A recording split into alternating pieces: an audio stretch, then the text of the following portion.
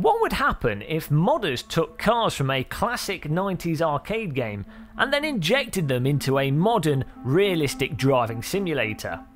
Well, we're going to find out because Alberto Daniel Russo and Jason Cotes have done just that and brought the Ferrari 512 TR and the Lamborghini Diablo VT, cars made famous to gamers in the original Need for Speed, that's the first Need for Speed before the 500 that followed it, and put them into the rather fantastic, hyper-realistic driving simulator Assetto Corsa.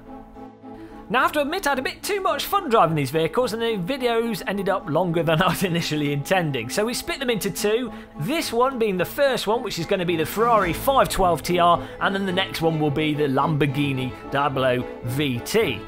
A link to the modifications in the video description, but for now, come on board and join me inside the vehicle for some racing in the Ferrari 512 TR. Okay, we're here at the track in the Ferrari 512 TR. We've obviously got the Diablo VT as our opponent, along with some other Ferrari 512 TRs. We're at Brands Hatch, 7-lap race, and we're going to be starting right at the back of the grid and trying to poke our way through the traffic. Now, I've never driven this before, so this is literally a first impressions of this car. I'm expecting something glorious because there's dangly keys, and nothing makes you excited for a car more than dangly keys. I wonder what the spare key's for. Maybe that's a spare boot key or something. Here we go. Get ready to launch. Whoa, bit of backfire there.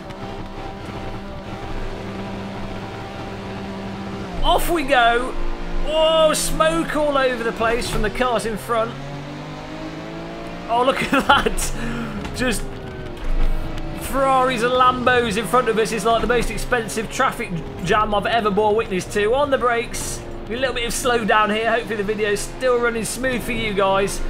The computer struggling with this many Ferraris and Lambos on the screen as we just careen straight into someone's door. Hopefully we've not done too much damage. But we're moving our way through the traffic here. Look at the lurching. Whoa, side on through there. The Ferrari in front of us lurching up and down, but we're getting a beautiful view. A beautiful external view of the vehicle. I mean, it just looks, it's just such a nice vehicle. So concise. None of that bendy rubbish you've got in modern cars. And there goes Ferrari, obscured by a Lambo, and the Kunos AI spreading out a bit. So hopefully it's proving to be a bit more interesting. Oh, you have to brake super early and counter steer to make sure we keep the car facing the right direction. A bit of heel and toe action there in my socks. Watch out I don't cut my foot on my pedals, they're rather sharp. Oh dear. So first things first, this car doesn't have that much grip. We've got the game grip settings on optimum. It is indeed a very slidey vehicle. I mean, as you would probably expect from a road car, as opposed to the race cars that we're typically driving.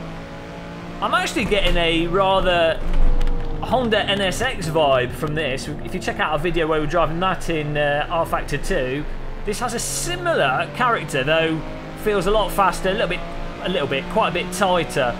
But that same kind of dynamics, the same kind of elephant on a bouncy castle that's on a skateboard, suspension movement. Oh dear, let's try and pop one up the inside. But this, oh, I've gone over the limit again. Oh, it doesn't come back straight away either. The car just wants to stay in a slide once you go to it. We're in a sandwich, Ferrari Lambo sandwich. Can I please have some pickle on that? Let's try and get through some more traffic. We're getting absolutely blitzed by these vehicles. You totally have to reformat your mind in terms of approach going from race cars to these cars. But even though, you know, it is loose, it does lack that raw grip. It is very progressive, and I'm just going to start to be more gentle on the brake. A little bit. Oh, there's the Lambo brake. A little bit more. I'm going to try and work with the car, and that's where these supercars tend to actually come into their own, especially the classic Ferraris you know, that, like how we just took Dingledale there, on the brake, the car starts nosing in. Once you get a feel for the basic dynamics of the vehicle, you can start to work with that as a driver, and that is where, you know, that's where the joy really comes from driving these cars. There's so much there to play with. I'll try and ease one up the inside, 2 wheels on the grass, it's okay. Look at that in the mirror, pull away. But Brands Hatch, you know, it's quite a bumpy circuit and quite hilly, so it does tend to destabilise the vehicles. It'll be really interesting to take this out to a circuit like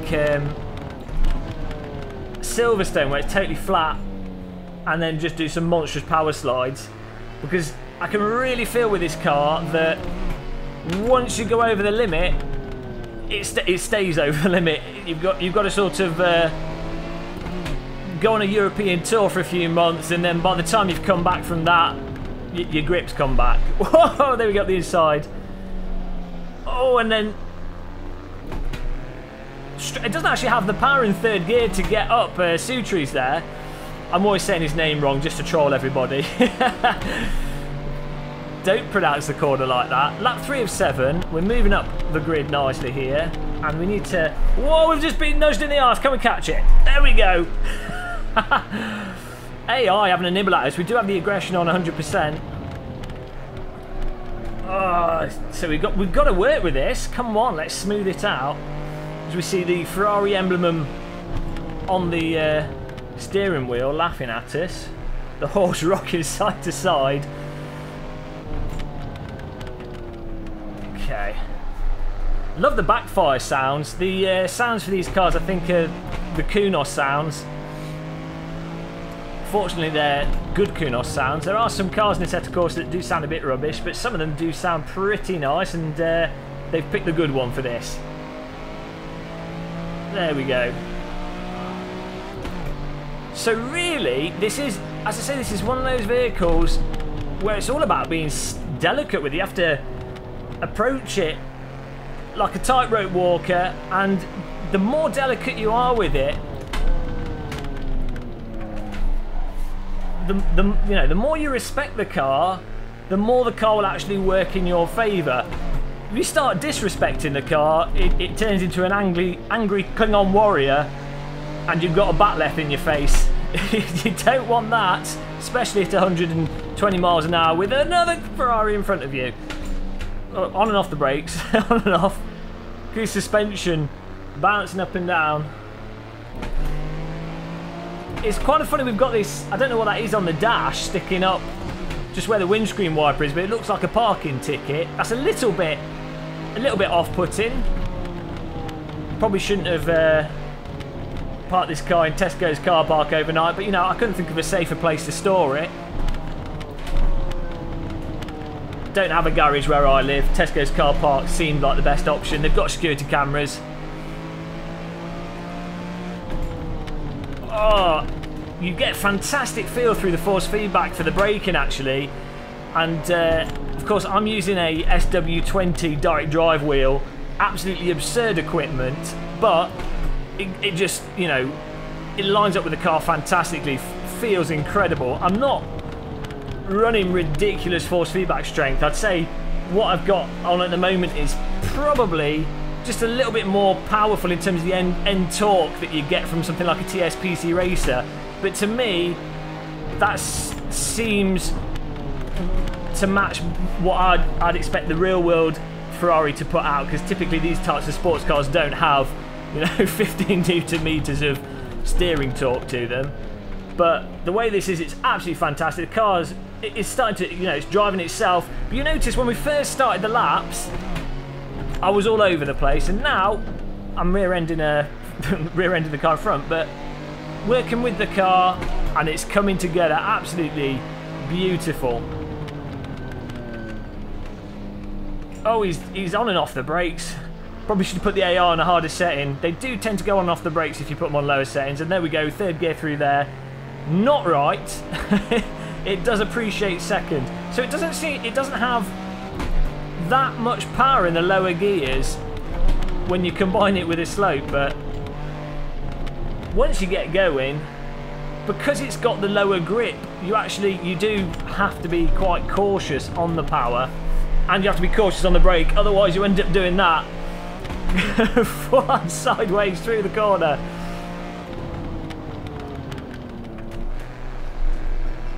This is fantastic. And again, it's a mod car. I mean, it shows you how good mod cars can be. You honestly wouldn't notice if this was a car in the game.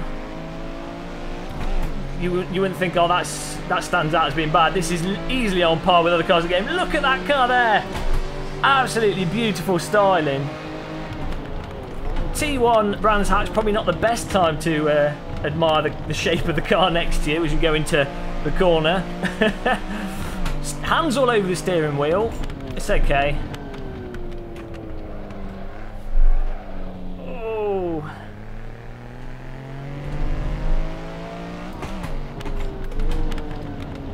Now, of course, we are using the default setup. I think you could probably do the gearing a little bit lower so that second gear has a bit more punch to it.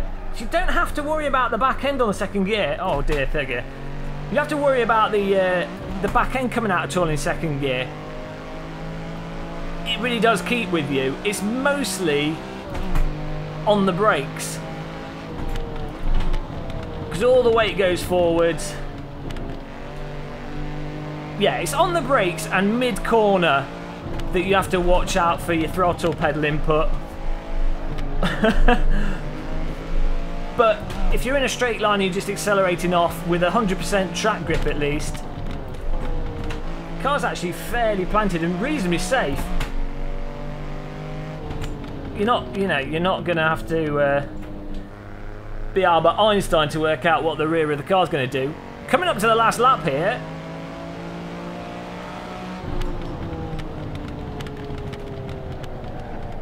Look at that, the way the grip goes outside on there. You have to be super careful that you just don't go over the limit of the tyres, because once you do, off for a little journey you're going.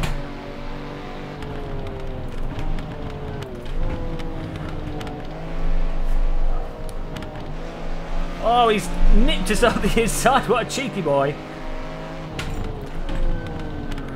I'm getting back.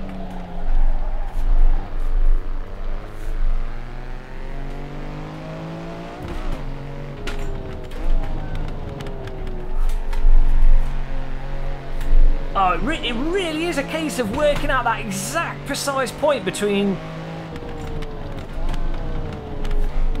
when you're going to go over the limit or not. And it's surprisingly hard to get a feel for that. It's communicating in force feedback. I think it's just a case of practice. Unfortunately, I think it's me letting the vehicle down here. Oh, you can dab the brake to move the mass of the vehicle around and sort of lumber it through the corner. Oh, we've gone over it again. This car's like a training car. It's got more movement than a Skip Barber. So you know what? You have to kind of load it up as you go into the corner, get the vehicle going into the corner how you want it to, and then get on the power once it's stable. Whereas what I'm doing is I'm definitely overdriving it, and I'm also trail braking far too hard, which is then causing it to lose grip, go over the limit and just slide out sideways. So we have to keep that in mind.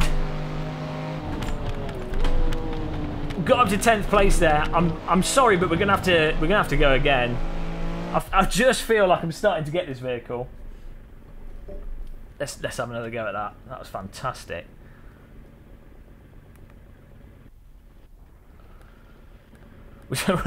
We don't want to drive from remote control car view. There we go. So let's do this. Let's win this.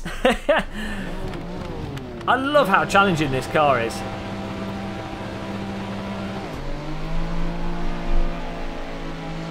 See, even in first gear coming off the start line, the back does pop out, and you do...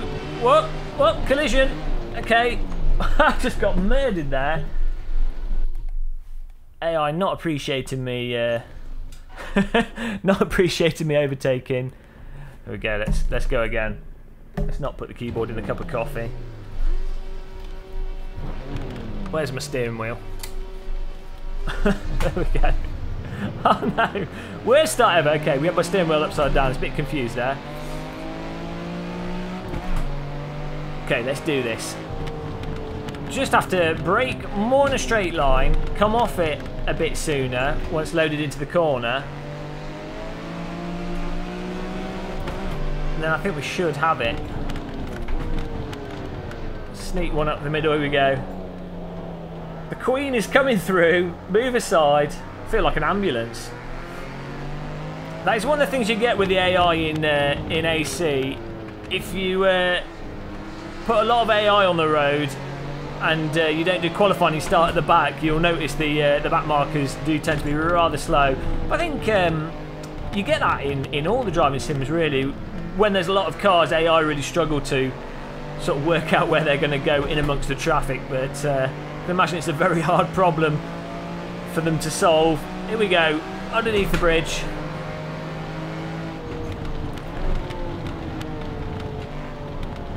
Whoa. It'll be super delicate. Ballet dancer car, work with the car, don't fight it. It's like one of those bad ninja movies. Oh, you have to work. That's just racist. I'm never doing, never trying the Japanese accent again. Japanese ninja voice. We're going to work with the car here. And we're not going to do bad impressions. Here we go. Okay, so we're now in 12th place.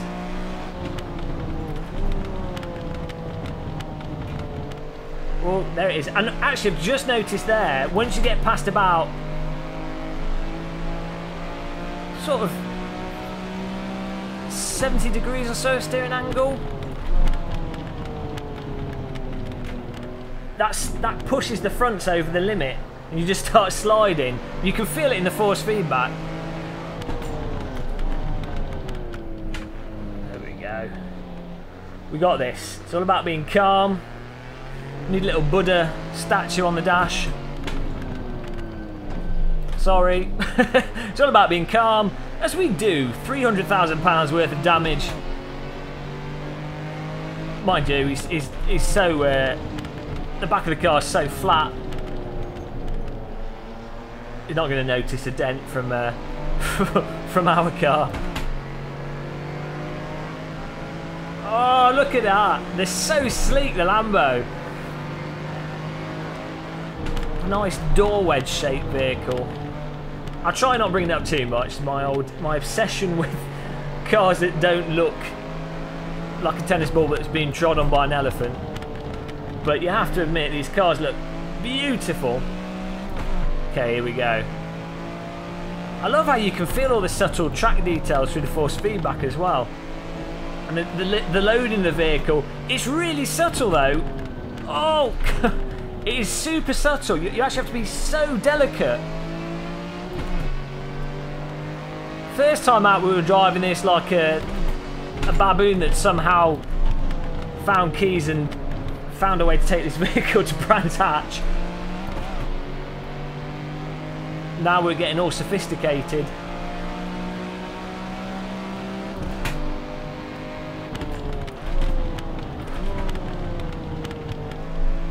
There we go, bit of throttle through there, keep the power on. Starting to come together.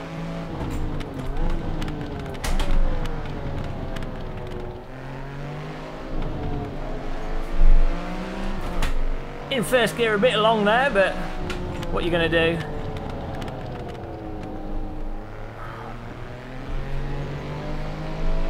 You can imagine driving this vehicle on the road actually, because it is so delicate.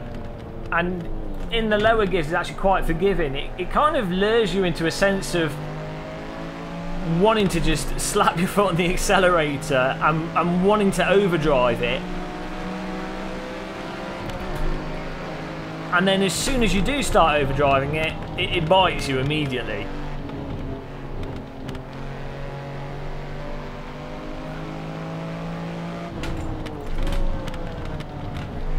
Oh dear. But, having said that, you know, we're getting monstrous angles by totally going over the limit and braking too hard, and you can catch it and bring it back to you as long as you sort of have a feel for the timing of the car.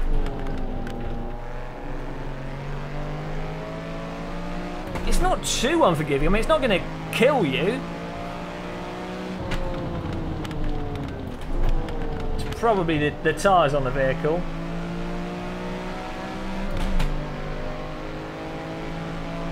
Oh, this just feels superb. Become one with the car. I feel like you should be driving this using silk gloves rather than racing gloves in game, though. I need a pipe as well. Maybe a little pouch with some rum in it. That's the vibe I'm getting. Lap 4 of 7.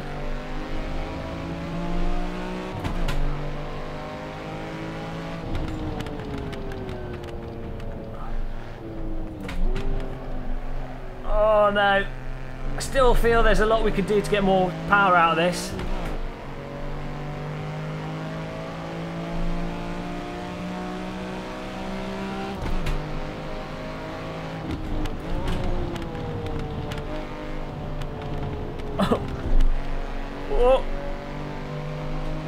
What I really want to do is hook up the end corner, sort of the corner exit on the power, and just catch it so that we're in a tiny bit of slip, tiny bit of counter steer, only a couple of degrees on the steering input, but getting the power down with that, I feel that's the envelope that this car is designed towards. That's how it wants to be driven. I'm trying to drive it still too aggressively on corner entry, too aggressively on the brakes, and I'm getting on the power too soon mid-corner.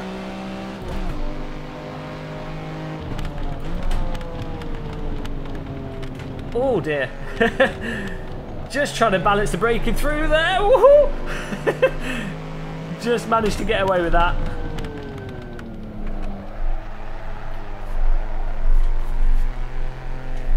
Why not just do that corner sideways?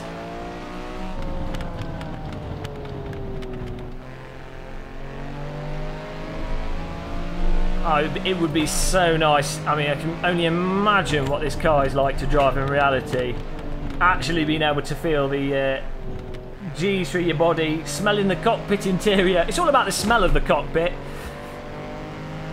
But no distractions, no rubbish in the cockpit. Gear stick in one hand, steering wheel in the other hand. No rubbish on the dashboard, just the speedo and the RPM, that's all you need. And then the driving. What's gone wrong with modern supercars and hypercars? It's like they're all made for gangsters rather than for actual drivers, or people that just want to drive them in a straight line. My car goes 4,000 miles an hour, but I can't take a corner at any speed.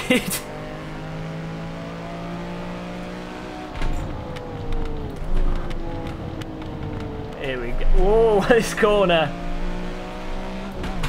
We're starting to get up to the faster drivers at the front of the grid now. We're in 5th place.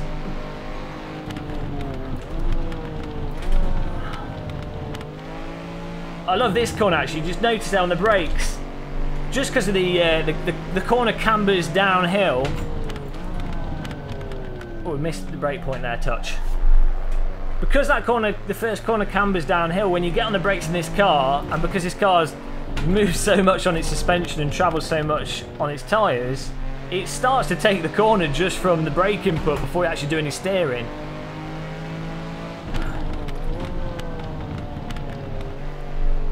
Oh, bit of a bumper there. He's a little bit slow through that. I feel if we really hook that corner up, you could just catch the inside of it, get on the power in second gear and quickly change up into third.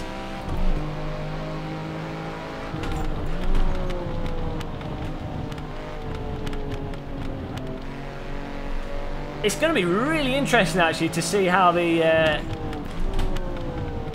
Lambo compares. Oh, I've done it again. See, just on the brakes, slightly too much angle, and it's an off-road excursion.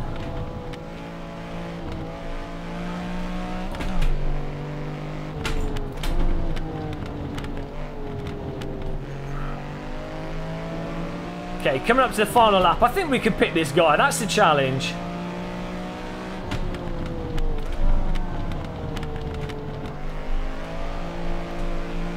Oh, that's nice. Once the tyres start to go over the limit mid-corner, if you immediately counter steer it and sort of catch it on that slide with the counter steer, you can then get back on the throttle and play with the car through the corner.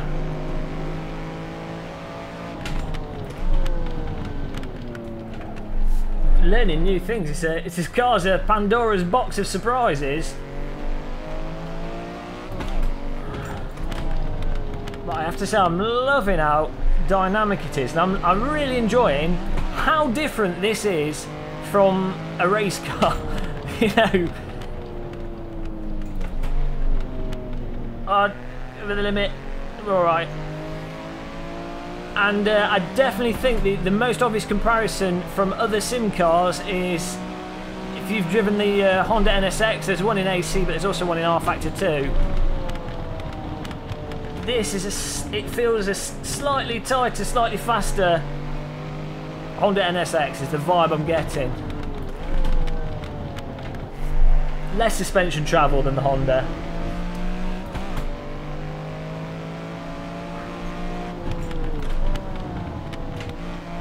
Come on.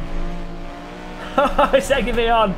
I mean, if only we actually... I know someone's working on a Need for Speed track, but if you had the Need for Speed gameplay with like road cars, fully simulated, proper roads, and then you're racing this with a friend, that would be immense, because it's begging you to get on the throttle.